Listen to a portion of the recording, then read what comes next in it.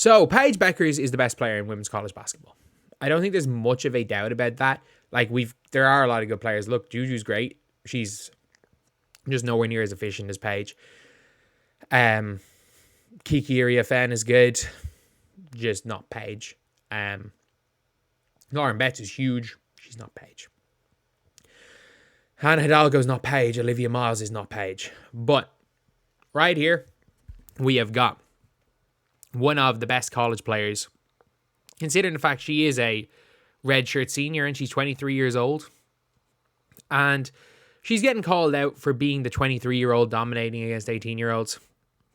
And it's the reality of the situation is that it's kind of something that's happened because of the almost new general basketball viewership.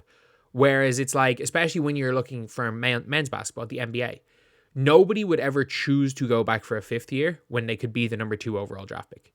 Like, that's just not something anyone would do because we live in a one and done era. But obviously, when it comes to college, Paige Beckers is making as much, if not more, from NIL deals.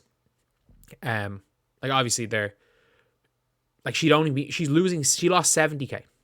Like, her endorsement deals do not change whether she's in UConn or whether she's playing in the WNBA. And there's definitely some under the table payments she's getting from UConn that are it's more than the 70K she's making the W.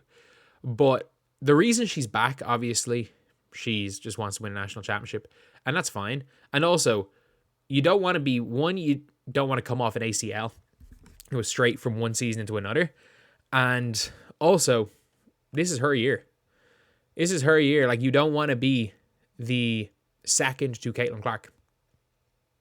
Like, there's no way Paige Beckers came into the WNBA last year as the second pick for the Los Angeles Sparks and wins Rookie of the Year. That does not happen. Like, she would have had a great rookie year. I think the debate, instead of being Caitlin and Angel, would have been Caitlin and Paige, and it would have been a much better debate of Caitlin and Paige. But the way the draft would have been weird. Like, would Angel Reese still have gone to Chicago? Because Chicago would have probably taken Cameron Brink at 3. So that kind of would have changed things. To be fair, Cameron Brink's probably better fit beside Angel Reese than Camila Cardoso.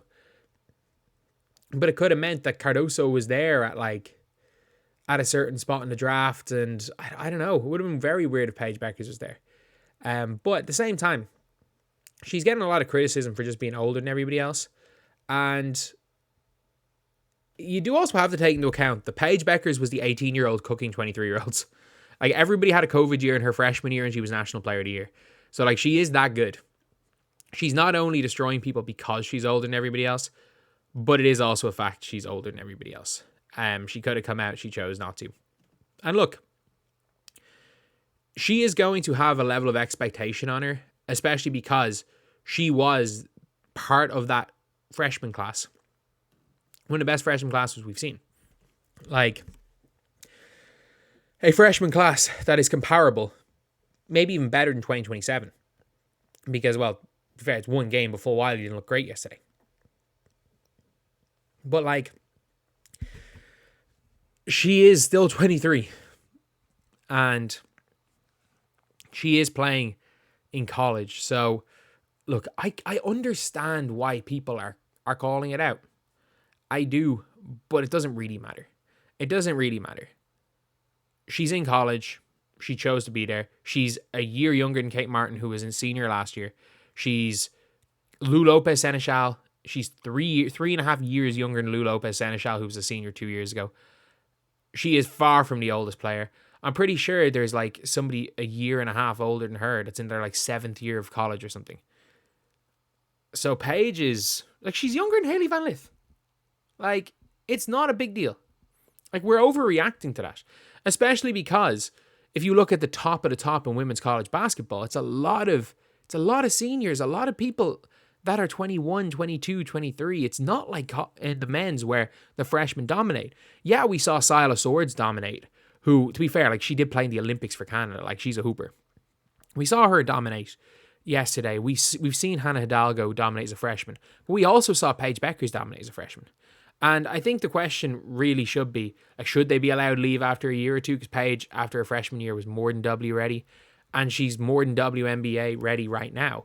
But there are a lot of players in women's college basketball that are WNBA ready. It'd be one thing if she was the only player. Like, it'd be one thing if you were allowed one and dones and JuJu went to the league last year and Caitlin went to the league in 2022 and Angel went in 2023 and they all left early and she was there playing against a bunch of players that weren't W level or freshmen, like it is in the NBA.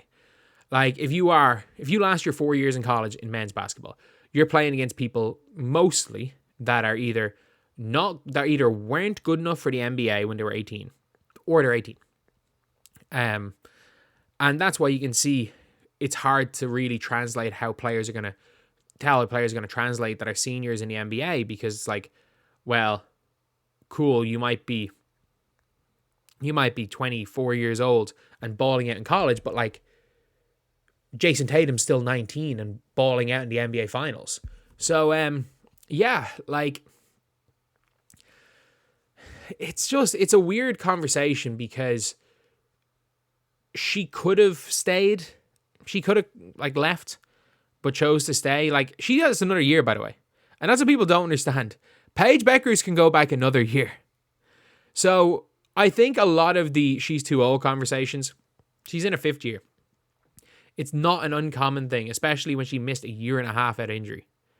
So she's not played too much college ball. I have no problem with her going back. And also, it helps college basketball. It's the year of Paige. Like, JuJu's got 2 more years. This is the year of Paige. And if Paige is not National Player of the Year again, then we can have some conversations. Like, if she regresses, then we can have a couple of conversations. But she is a redshirt senior. She's playing that 5th year. She's not a COVID year super senior. Like, if she goes back next year, see all the criticism that the people have for her. If she goes back next year, it's all valid. Take everything that's said, and even if you like disagree with it, if you've no issue with it, if you have an issue with it, whatever. If she goes back another year, then it's a problem. But she's gonna ball out for UConn. She gets to play another year. She wants to stay there. She wants to win a national championship. She's gonna make as much money. She's actually, you know what? She's gonna make more money as the face of college basketball through NIL than she would have made as Caitlin Clark's number 2, as the number 2 in the Caitlin Clark show. And you know what? She's got to live up to it. I think with her going back, I think it is fair to, when she had the choice to leave and chose to go back, I do think it's fair not to necessarily criticize her off the court or personally for decision, but I do think it is fair to scrutinize the game at a higher level, because Paige Beckers is in that conversation. Like, people have been calling Paige Beckers better than Caitlin Clark. Her coach called her better than Caitlin Clark.